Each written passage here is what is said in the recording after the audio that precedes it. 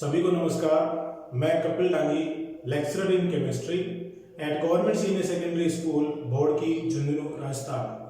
आज का जो अपना टॉपिक है वो है केमिकल काइनेटिक्स पार्ट 5। 4 पार्ट पहले पढ़ चुके हैं, यह है पार्ट 5। इसमें अपन पढ़ेंगे details of first order reactions. जो प्रथम कोटि की अभिक्रियाएं हैं उनको विस्तार पूर्वक अपन पढ़ेंगे। प्रथम कोटि अभिक्रिया के बारे में क्या पढ़ेंगे, इसके अवकलित व समाकलित वेग समीकरण व्युत्पन्न करेंगे, डेराइव करेंगे, इसके अर्धायु काल की गणना करेंगे, इसमें समय अंतराल सूत्र क्या होता है उसको पढ़ेंगे, इसका आरेखीय प्रस्तुतिकरण देखेंगे, इसके बहुत सारे एग्जाम्पल्स देखेंगे और प्रथम कोटि के जो वेग स्थिरांक है उसके इकाई की गणना भी करेंगे। तो आज के वीडियो में इतने सारे अपने इस टॉपिक में पढ़ेंगे। तो देखिएगा प्रथम कोटि अभिक्रिया, जैसा कि अपन ने पूर्व video molecularity and order of reaction में कोटि के बारे में डिटेल में पढ़ा था कि किसी भी अभिक्रिया का वेग अगर अभिकारक की सांद्रता के प्रथम घातांक के समानुपाती है तो वे अभिक्रियाएं क्या हो जाएंगी, प्रथम कोटि की अभिक्रियाएं हो जाती हैं। जैसे देखिएगा, अगर कोई ऐसी अभिक्रिया है, ए से उत्पाद बन रहा है और वेग ए अभिकारक के प्रथम घातांक के समानुपाती है तो प्रथम कोटि की अभिक्रिया हो गई। अगर 2a से उत्पाद बन रहा है तो भी क्या होगा, जो वेग है वो अभिकारक के प्रथम घातांक के ही समानुपाती होगा।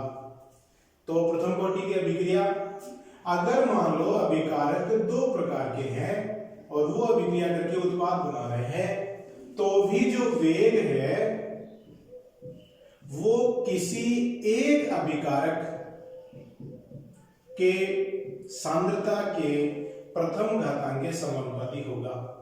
तो इस प्रकार की अगर जो अभिक्रियाएं हो रही है उनको अपन प्रथम कोटि की अभिक्रियाएं कहते हैं। अब इसमें जो सबसे पहला पार्ट है जो अपन पढ़ेंगे इसमें वो है अवकलित व समाकलित वेग समीकरण, differential and integral form of equations. अवकलित व समाकलित वेग समीकरण। प्रथम कोटि के लिए अवकलित व समाकलित वेग समीकरण की गणना कैसे की जाती है देखिएगा। जैसे कोई अभिकारक है A, अभिक्रिया करके बना रहा है उत्पाद P, T बराबर 0 पर अभिकारक की प्रारंभिक सांद्रता है स्मॉल a, उत्पाद तो उस समय बना ही नहीं है तो ये हो गया 0। कुछ समय पश्चात t बराबर t पर अभिकारक में से x मात्रा घट जाती है या अभिक्रिया कर लेती है और वो उत्पाद में परिवर्तित हो जाती है तो ये उत्पाद बन गया। इस समय जो अभिक्रिया का वेग है dx बटा dt समानुपाती a माइनस x का घातांक 1। क्यों? क्योंकि प्रथम कोटि की अभिक्रिया है और इसको मैं लिख दूं dx बटा dt बराबर k1 a माइनस x। ये जो समीकरण आया है समीकरण संख्या 1, इसे प्रथम कोटि अभिक्रिया का अवकलित वेग समीकरण कहते हैं या डिफरेंशियल फॉर्म ऑफ इक्वेशन कहते हैं। अवकलित वेग समीकरण।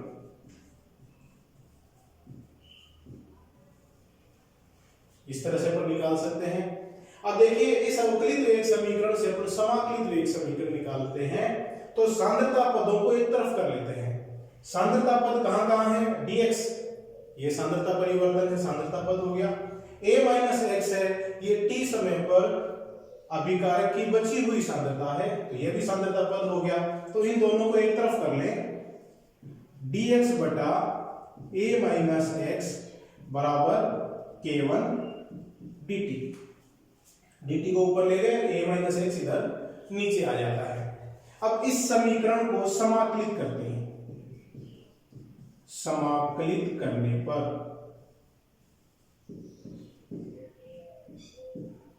इसका समाकलन ले लेते हैं dx upon a minus x बराबर समाकलन k1 dt।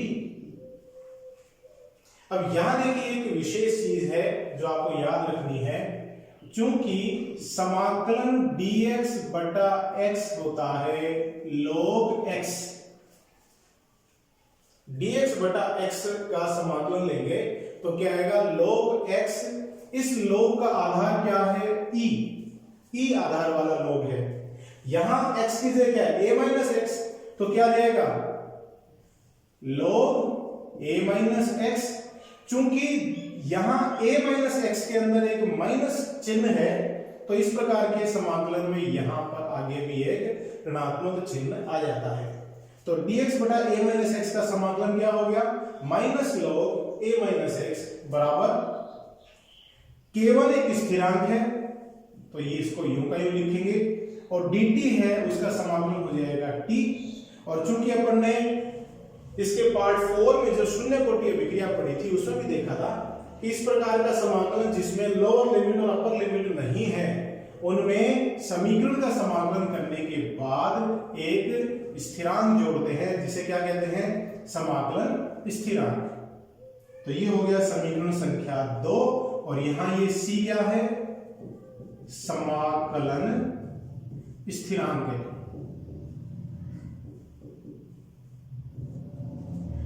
समाकलन स्थिरांक के मान की गणना करने के लिए अपन बाउंड्री कंडीशन लगाते हैं, सीमांत स्थिति लगाते हैं। सीमांत स्थिति मतलब इसकी प्रारंभिक स्थिति की बात करें t बराबर 0 पर x बराबर 0। देखिएगा यहां पर जब t बराबर 0 था तो उत्पाद की मात्रा कितनी है 0, उत्पाद की सांद्रता 0 है। ये दोनों मान समीकरण 2 में रखते हैं तो माइनस log a माइनस 0 बराबर k1 गुणा 0 प्लस c। तो c का मान क्या हो गया k1 गुणा 0 0 हो गया, c है इधर a माइनस 0 a हो गया तो माइनस log a बच गया, तो c बराबर है माइनस log ऑफ a। ये है समीकरण 3। समीकरण 3 से c का मान समीकरण 2 में रख दूं तो देखिए क्या होगा समीकरण 2 व 3 से minus log a minus x बराबर k1t minus log of a। और इसको मैं अगर पुनः व्यवस्थित करूं तो यूं लिख सकता हूं k1t बराबर log a minus log a minus x लिख सकते हैं कि नहीं। पुनर्व्यवस्थित करें k1t, इधर ये log a आएगा तो प्लस का हो जाएगा तो log a minus log a minus x k1t के बराबर, और इसको मैं लिख दूं k1t बराबर log a upon a minus x.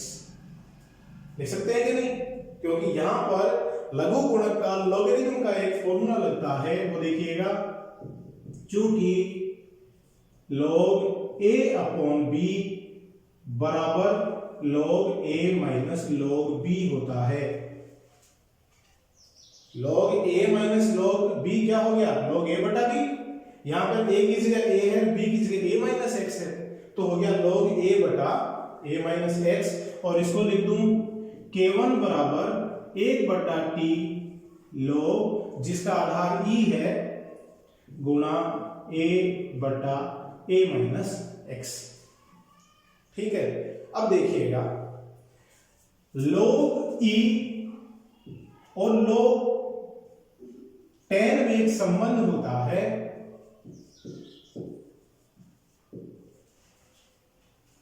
यहां पर log का आधार e है, यहां पर log का आधार है वो 10 है, तो log e बराबर 2.303 log 10 होता है। तो इस log e की जगह में अगर log 10 लिखना चाहूं तो आ जाएगा k1 बराबर 2.303 बटा t log to the base 10 log का आधार 10 है, a बटा a माइनस x।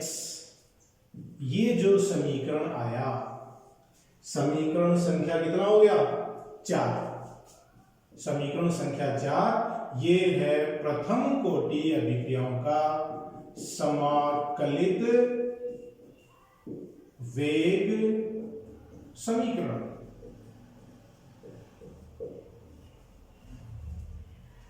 बहुत इंपॉर्टेंट है, इंटीग्रल फॉर्म ऑफ इक्वेशन है ये, इंटीग्रल रेट इक्वेशन भी इसको आप कह सकते हैं। समाकलित वेग समीकरण बोर्ड एग्जाम में या इससे संबंधित विभिन्न एग्जाम के जो न्यूमेरिकल्स वगैरह इक्वेशन पूछे जाते हैं उनके लिए ये फॉर्मूला बहुत इंपॉर्टेंट हो जाता है। इनमें क्या क्या राशियां हैं मैं एक बार फिर रिपीट कर देता हूं। केवल क्या है? प्रथम कोटि अभिक्रिया के लिए वेग स्थिरांक है। टी क्या है? टी वह समय है जिसमें अभिकारक की x मात्रा उत्पाद में बदल जाती है। ए क्या है? आपने जो अभिकारक की प्रारंभिक सांद्रता ली है वो है a माइनस एक्स। क्या चीज है? टी समय पर अभिकारक की बची हुई सांद्रता है। तो ये मात्राएं इसमें काम में आती हैं। इस समीकरण की सहायता से प्रथम कोटि के लिए आप वेग स्थिरांक की गणना कर सकते हैं। तो यह समाकलित वेग समीकरण बहुत इंपॉर्टेंट हो जाता है। अब यहां देखिएगा, वेग स्थिरांक को निकालने के लिए आपको क्या क्या चाहिए? प्रारंभिक सांद्रता चाहिए, टी समय चाहिए और टी समय पर अभिकारक की बची हुई सांद्रता आपको चाहिए। मान लेते हैं कि आपके पास प्रारंभिक सांद्रता का मान ज्ञात नहीं है, सिर्फ दो अलग अलग समयों पर t1 समय पर t2 समय पर अभिकारक की सांद्रताओं का मान ज्ञात है, तो वेग स्थिरांक की गणना कैसे करेंगे? तो उसके लिए एक बहुत ही इंपॉर्टेंट इसमें टॉपिक है, वो है समय अंतराल सूत्र। देखिएगा, समय अंतराल सूत्र की सहायता से अगर अभिकारक की प्रारंभिक सांद्रता का मान ज्ञात नहीं है तो भी इसके वेग स्थिरांक की गणना कर सकते हैं। देखिएगा कैसे करेंगे। यहां दूसरा जो टॉपिक है अपना समय अंतराल सूत्र।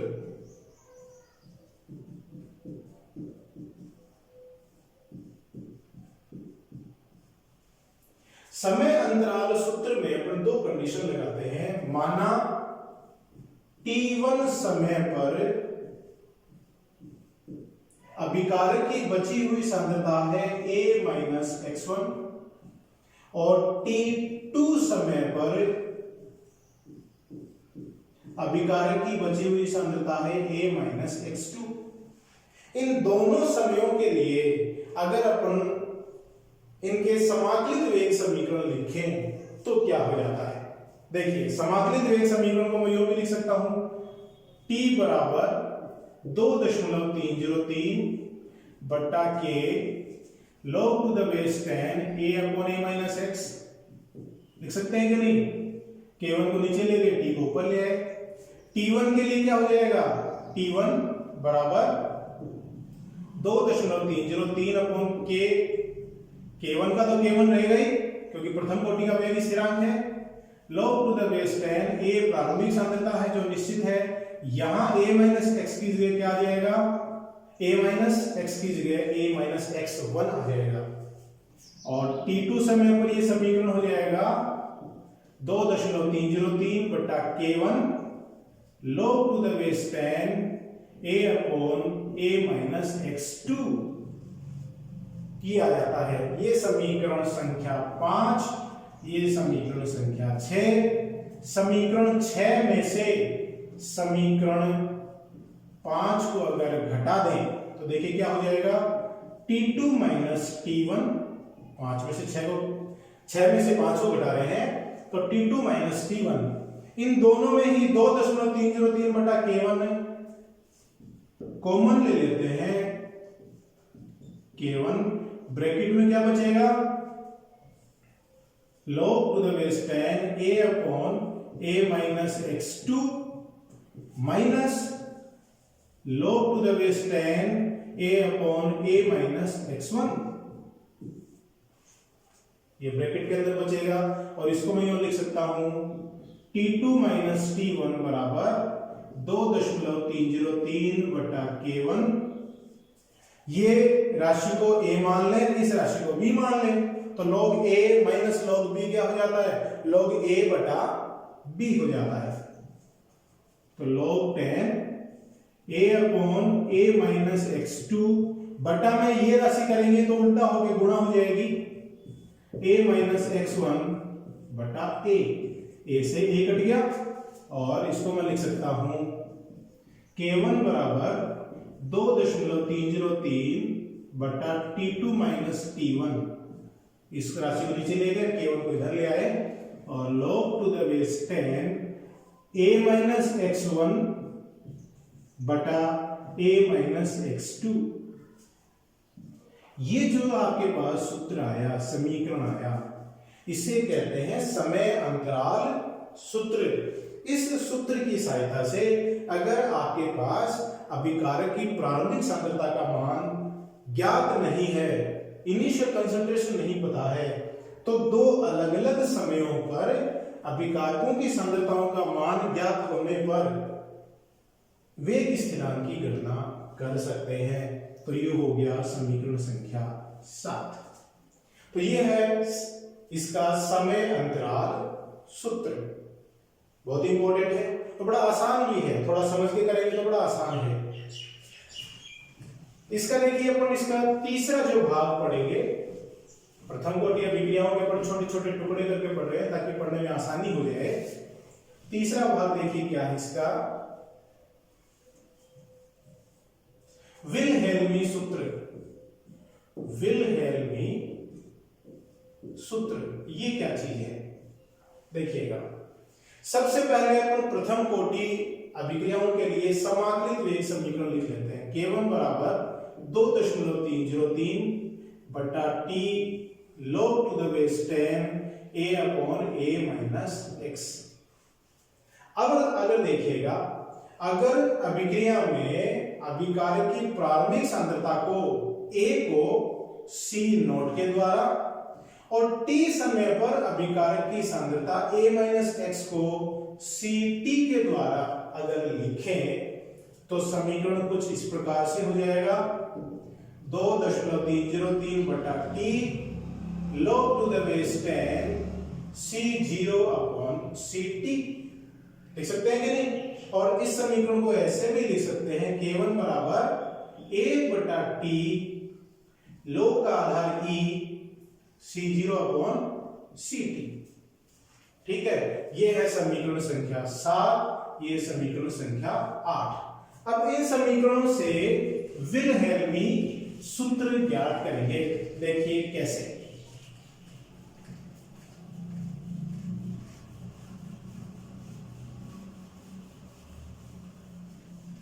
देखिएगा कैसे ज्ञात कर रहे हैं। समीकरण संख्या 7 से, समीकरण 7 से अपन पहले ज्ञात कर रहे हैं। ये समीकरण संख्या 7 ले लें, इसको मैं यूं लिख दूं log to the base 10 c0 upon ct बराबर k1t बटा 2.303। देखो इस t को ऊपर ले गया तो k1t हो गया, 2.303 को नीचे ले गया तो k1t बटा 2.303 हो गया बराबर log to the base 10 c0 बटा ct हो गया। अब इसका एंटी लॉग लेने पर, एंटी लॉग लेने पर, एंटी लॉग लेने पर क्या होगा, ये लॉग हट जाएगा, बचेगा c0 अपॉन ct। और इससे जो समीकरण के बराबर के निशान से विपरीत दिशा वाली जो राशि है वह लॉग के आधार के घातांक में चली जाती है। तो 10 का घातांक k1t बटा 2.303 और c0 बराबर ct 10 का घातांक k1t बटा 2.303। तो एक समीकरण ये आ गया आपके पास। समीकरण संख्या 9। अब देखिए इस समीकरण को अगर मैं उल्टा कर दूं तो ये हो जाता है log to the base 10 ct upon c0, तो इधर माइनस आ जाएगा माइनस k1t बटा 2.303, वही एंटी लॉग ले, एंटी लॉग लेने पर क्या हो जाएगा, लॉग हट जाएगा ct अपॉन c0 और 10 के घातांक में माइनस k1t बटा 2.303, और इसको मैं लिख सकता हूं ct बराबर c0 गुणा 10 का घातांक माइनस k1t बटा 2.303। ये भी विल्हेल्मी सूत्र है। समीकरण संख्या 10, c0 बराबर और ct बराबर, समीकरण संख्या 9 और समीकरण संख्या 10 दो समीकरण अपने पास प्राप्त हो गए। अब देखिए समीकरण 8 की सहायता से अपन लिख सकते हैं समीकरण 8 से, ये रहा समीकरण 8, k1 बराबर 1/t log जिसका आधार e है गुणा c0 बटा ct। इस t को मैं इधर ले आऊं, k1t हो गया, तो ये हो गया log e c0 upon ct बराबर k1t। इसका एंटी लॉग ले, एंटी लॉग लेने पर लॉग हट जाएगा c0 अपॉन ct, और इसके जो बराबर से दूसरी तरफ जो राशि है वो लॉग के आधार के घातांक में चली जाएगी। यहां आधार क्या है e, तो e का घातांक k1t, और इस समीकरण को लिख सकता हूं c0 बराबर ct e का घातांक k1t। तो ये समीकरण आ गया आपके पास समीकरण संख्या 11। ठीक है, अब देखिए ये जो समीकरण 8 से आपने प्राप्त किया, इसको मैं अगर उल्टा कर दूं तो log जिसका आधार e है ct अपॉन c0, तो ये हो जाएगा बराबर माइनस k1t, और एंटी लॉग लेने पर लॉग हट जाता है, तो ct अपॉन c0 बराबर e का घातांक माइनस k1t और ct बराबर c0 गुणा e का घातांक माइनस k1t। एक समीकरण आपके पास ये प्राप्त हो जाता है, समीकरण संख्या 12। तो समीकरण 9, समीकरण 10, समीकरण 11 और समीकरण 12 के जो सूत्र हैं उन्हें क्या कहते हैं, विल्हेल्मी सूत्र कहते हैं, प्रथम कोटि अभिक्रियाओं के लिए। काफी इंपॉर्टेंट हो जाता है। तो विल्हेल्मी सूत्र पूछे जाते हैं नीट के एग्जाम में, आईआईटी के एग्जाम में पूछते हैं कि निम्न में से कौन सा विल्हेल्मी सूत्र सही नहीं है। 4 ऑप्शन होते हैं, उसमें से 3 सही होते हैं, 1 गलत होता है। उस गलत का चुनाव आपको करना होता है, तो ये चारों आपको पता होने चाहिए। तो ये था विल्हेल्मी सूत्र। अब इसका जो चौथा भाग है वो अपन देख रहे हैं प्रथम कोटि के वेग स्थिरांक की इकाई। तो इकाई देखिए कैसे निकालेंगे। पहले भी अपन ने इकाई है उसको डिटेल में पढ़ा था, लेकिन जैसे जैसे कोटियां पढ़ रहे हैं वैसे वैसे इसको वापस पढ़ रहे हैं। तो इसका जो चौथा भाग है वो है k1 वेग स्थिरांक की इकाई। इकाई में देखिएगा इसका जो समाकलित वेग समीकरण है उसको लिख लेते हैं k1 बराबर 2.303 बटा t log to the base 10 a upon a minus x। अब इनमें k1 की इकाई निकालने के लिए इसमें जो जो चीजें हैं उन राशियों की इकाइयां लिख लेते हैं। a क्या है, सांद्रता, a माइनस x भी क्या है, सांद्रता। तो सांद्रता बट्टे सांद्रता हो गई तो एक दूसरे को काट देंगे, तो सांद्रता से सांद्रता कैंसिल हो गई। यहां एक संख्या है जिसकी कोई इकाई नहीं है, t है, उसकी इकाई क्या हो गई, समय। तो k1 की इकाई हो गई 1 बटा समय, और समय को अगर आप सेकंड में लेते हैं तो ये हो गया 1 बटा सेकंड, जिसको मैं लिख सकता हूं सेकंड इनवर्स। और अगर समय को आप मिनट में लेते हैं तो ये हो जाएगा मिनट इनवर्स। तो समय इनवर्स में क्या आ जाएगा, सेकंड इनवर्स या मिनट इनवर्स। तो ये हो गया प्रथम कोटि के वेग स्थिरांक की इकाई की गणना। बहुत इंपॉर्टेंट है, बहुत बार एग्जाम में पूछा जाता है कि प्रथम कोटि के वेग स्थिरांक की इकाई क्या है, बताइए। तो आप आसानी से बता सकते हैं। इसका जो पांचवा भाग अपन पढ़ रहे हैं वो है ग्राफिकल रिप्रेजेंटेशन या इसका आलेखीय प्रस्तुतिकरण। आलेखीय प्रस्तुतिकरण। आलेखीय प्रस्तुतिकरण में अपन जो इसके आलेख देख रहे हैं वो देखिए, पहला आलेख अपन देख रहे हैं log to the base 10 a upon a minus x versus t। इन दो राशियों के मध्य आलेख देखेंगे। तो देखिएगा, इसका जो समाकलित वेग समीकरण है उससे इन दोनों राशियों के मध्य संबंध याद कर लेते हैं। जो समाकलित वेग समीकरण है उसको आप लिख सकते हैं k1 बराबर 2.303 बटा t log to the base 10 a upon a minus x, और इसको मैं लिख सकता हूं log to the base 10 a upon a minus x बराबर k1t बटा 2.303। t को इधर ऊपर ले आए, 2.303 को नीचे ले गए, तो k1t बटा 2.303 हो गया और ये इसके बराबर हो गया। ये देखिए समीकरण किस प्रकार से है, इसको अगर मैं y मान लूं और t है उसको x मान लूं तो साथ में गुणा में जो चीज है वो m हो गई। तो ये समीकरण किसके जैसा है, y बराबर mx के समान। इसमें सरल रेखीय आरेख प्राप्त होगा।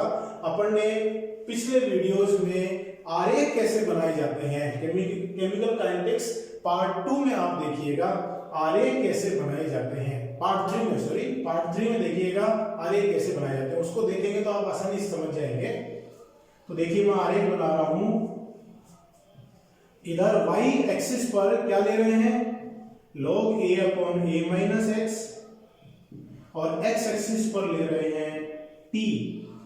क्योंकि इसमें अंतःखंड है ही नहीं तो शून्य बिंदु से शुरू होगा। ढाल कैसा है, धनात्मक है, यहां प्लस है तो बढ़ता हुआ ढाल, और इस ढाल बढ़ते हुए ढाल का जो मान है वो देखिए m के बराबर, और m क्या है यहाँ पे, जो चीज x से गुणा है मतलब t से गुणा है, और t से गुणा क्या है k1 बटा 2.303। तो ये आ गया ढाल का मान। दूसरा जो आलेख इसमें अपन देख रहे हैं वो है log to the base 10 a minus x versus t। मतलब t समय पर अभिकारक की बची हुई सांद्रता का log और t के मध्य आरेख खींच रहे हैं। तो इन दोनों में भी संबंध अपन ज्ञात करेंगे इसके समाकलित वेग समीकरण से। तो k1 t बटा 2.303 बराबर log a upon a minus x लिख सकते हैं कि नहीं, ये अपन ने यहां पे देखा था। और इसको मैं लिख दूं, इसको इधर ले आऊं, इसको उधर ले जाऊं, log a minus log a minus x बराबर k1t बटा 2.303, और इस समीकरण को मैं लिख सकता हूं log a माइनस x बराबर, देखो ये राशि इधर गई तो धनात्मक और वो इधर आएगा तो ऋणात्मक, minus k1t upon 2.303 plus log a। ये संबंध प्राप्त हो जाता है। इस समीकरण में log a माइनस x और t के मध्य आरेख खींच रहे हैं, तो log a माइनस x क्या हो गया y, t क्या हो गया x, x के साथ जो चीज गुणा में है वो क्या हो गई m, और m चूंकि माइनस है तो माइनस m, और प्लस जो चीज जुड़ी हुई है वो क्या होती है अंतःखंड c। तो ये आलेख हो गया y बराबर माइनस mx प्लस c के जैसा। तो आलेख खींचेंगे तो ये कुछ इस प्रकार से प्राप्त होगा। इधर y एक्सिस पर log a minus x, x axis पर t, अंतःखंड का मान है और कैसा है धनात्मक है, तो कुछ मान इस शून्य बिंदु से ऊपर y एक्सिस की तरफ आएगा। फिर ढाल देखिए, ढाल कैसा है, नेगेटिव ढाल है, घटता हुआ ढाल है, तो ये इस तरह से आएगा। शून्य बिंदु से यहां तक की जो दूरी है वो c के बराबर है, c है log a, तो log a, और इसका जो ढाल है, स्लोप है, वो किसके बराबर हो गया, -k1 बटा 2.303। नेगेटिव ढाल है, ढाल को tan थीटा से निकालते हैं, पहले भी अपन पढ़ चुके हैं। तो ये इसका दूसरा आलेख हो जाता है। दोनों ही आलेख बहुत इंपॉर्टेंट है, किस तरह से निकले होंगे समीकरण भी आप इसमें पता कर सकते हैं। तो ये भी इसका बहुत ही इंपॉर्टेंट भाग है। नेक्स्ट अपन पढ़ेंगे अर्ध आयु काल, प्रथम कोटि अभिक्रियाओं का अर्ध आयु काल, बहुत इंपॉर्टेंट है। देखिए अर्ध आयु काल की गणना कैसे करेंगे। Half life period, half life period जिसको टी हाफ के द्वारा इंगित करते हैं, अर्ध आयु काल वह समय जिस तक अभिकारक की प्रारंभिक सांद्रता का आधा भाग उत्पाद में परिवर्तित हो जाता है उसे अर्ध आयु काल कहते हैं। मतलब t बराबर टी हाफ पर x बराबर क्या हो जाता है, a बटा 2 हो जाता है। उत्पाद की मात्रा वो अभिकारक की प्रारंभिक सांद्रता का आधा भाग हो जाता है। ये दोनों मान प्रथम कोटि के समाकलित वेग समीकरण में रख देते हैं। तो समाकलित वेग समीकरण है k1 बराबर 2.303 बटा t log to the base 10 a upon a minus x। तो t की जगह t हाफ रखें, x की जगह a बटा 2 रखें, तो k1 का मान हो जाता है, t की जगह रख दिया t half log to the base 10 a upon a minus a by 2, ऐसा रख सकते हैं। ये एक a, इसमें से आधा a घटा तो आधा a बचा, ऊपर पूरा a नीचे आधा a, तो पूरे a में आधे a का भाग देंगे तो आ जाएगा 2। तो समीकरण हो गया t हाफ बराबर 2.303 बटा k1 log to the base 10 2। इसको जब हल करेंगे तो क्या आएगा 2, और log 2 का मान क्या है, क्योंकि log 2 बराबर 0.3010 होता है। ये मान समीकरण में रखें तो 2.303 गुणा 0.3010 बटा k1 और t हाफ बराबर 0.693 अपॉन k1। बहुत इंपॉर्टेंट सूत्र है ये, प्रथम कोटि के लिए अर्ध आयु काल की गणना का सूत्र है। अगर आपको वेग स्थिरांक का मान पता है तो अर्ध आयु काल निकाल सकते हैं, अर्ध आयु काल का मान पता है तो वेग स्थिरांक की गणना कर सकते हैं। अब इस सूत्र से देखिएगा एक विशेष चीज है, जो ऊपर राशि दी हुई है, अंक दिया हुआ है 0.693, वो एक स्थिरांक राशि है। केवल क्या है, वेग स्थिरांक है, एक स्थिरांक राशि है, इसमें कहीं भी सांद्रता का जिक्र नहीं है। तो अपन क्या कहेंगे कि जो प्रथम कोटि की अभिक्रियाएं होती हैं उनमें अर्ध आयु काल का मान अभिकारकों की सांद्रताओं पर निर्भर नहीं करता है। अभिकारकों की सांद्रता पर निर्भर नहीं कर रहा है, ये एक स्थिरांक राशि होता है। प्रथम कोटि के वेग का मान अभिकारक की सांद्रता के प्रथम घातांक के समानुपाती है, लेकिन अर्ध आयु काल का मान सांद्रता पर निर्भर नहीं करता है। शून्य कोटि में अपन ने पढ़ा था कि शून्य कोटि का जो वेग है वो अभिकारक की सांद्रता पर निर्भर नहीं करता है, लेकिन उसका जो अर्ध आयु काल है वो अभिकारक की सांद्रता के समानुपाती होता है। तो प्रथम कोटि और शून्य कोटि में वेग और अर्ध आयु काल के मान के जो सांद्रता के साथ संबंध है वो एक दूसरे से बिल्कुल विपरीत है। तो यहाँ टी हाफ है वो सांद्रता पर निर्भर नहीं करता है। तो ये बहुत ही इंपॉर्टेंट चीज हो गई इसकी, अर्ध आयु काल।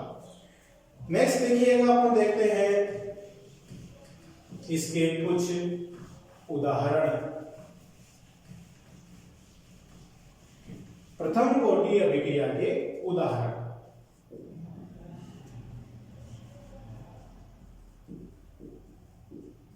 उदाहरणों में देखिएगा, जैसे डाई नाइट्रोजन पेंटाऑक्साइड का जो विघटन है वो एक प्रथम कोटि की अभिक्रिया है। ये प्रथम कोटि की अभिक्रिया क्यों है? अपन ने पिछले video molecularity and order of reaction, मेरे जो चैनल है chemistry bye Kapil Dangi sir पे जाके देखिएगा, molecularity and order of reaction अपने डिटेल में पढ़ा था, कोटि क्या होती है, अनुसंख्यता क्या होती है और किस तरह से वो निकालते हैं। तो इसकी जो कोटि है वो क्या कितनी आती है? प्रथम कोटि। दूसरा देखिएगा H2O2 का विघटन H2O प्लस O2, ये भी एक प्रथम कोटि की अभिक्रिया है। तीसरा अमोनियम नाइट्राइट का तापीय अपघटन, तो इसमें बनता है N2 प्लस 2H2O, यह भी एक प्रथम कोटि की अभिक्रिया है। और देखिएगा अजो आइसोप्रोपेन,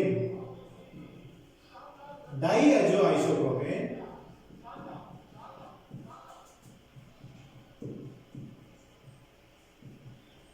इसका तापीय अपघटन, ये सब तापीय अपघटन देख रहे हैं अपन, ये है डाई अजो आइसोप्रोपेन, इसका जो अपघटन है वो भी एक प्रथम कोटि की अभिक्रिया है। N2 प्लस, इसमें साथ में ये उत्पाद प्राप्त होता है, तो ये भी एक प्रथम कोटि की अभिक्रिया है। तो ये कुछ एग्जाम्पल है जो प्रथम कोटि की अभिक्रिया में अपन पढ़ते हैं, ये भी ध्यान रखिएगा। अब देखिए प्रथम कोटि अभिक्रिया की एक विशेष परिस्थिति उत्पन्न हो जाती है, उस परिस्थिति में अपन देखने में क्या लगता है कि ये प्रथम कोटि अभिक्रिया नहीं है, लेकिन कुछ विशेष परिस्थितियों के कारण वो प्रथम कोटि की अभिक्रियाएं हो जाती हैं, उनको अपन कहते हैं pseudo first order reaction. Pseudo first order reactions, छद्म प्रथम कोटि की अभिक्रियाएं, छद्म प्रथम कोटि की अभिक्रियाएं।